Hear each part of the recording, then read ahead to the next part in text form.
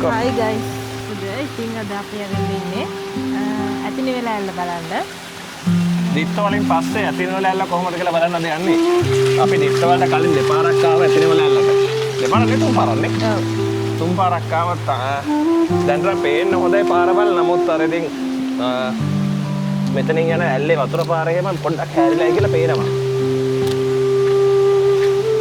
පොඩ්ඩක් කැලේ වැවිලා මම හිතන්නේ දිට්ට වලින් පස්සේ මේ මිනිස්සු ඇවිල්ලා නැහැ වගේ නේද කැලෑවල නේද?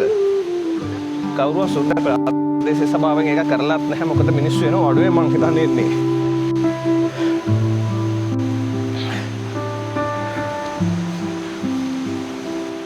මන්දාරම් නුවරම හැමතැනම නාය යනවා.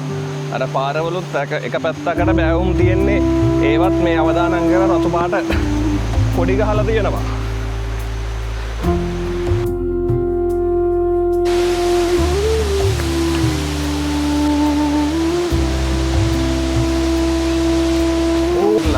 සමහරක් විට ඇල්ල පිටීම වෙනස් වෙලා වෙන්න තියෙනවා.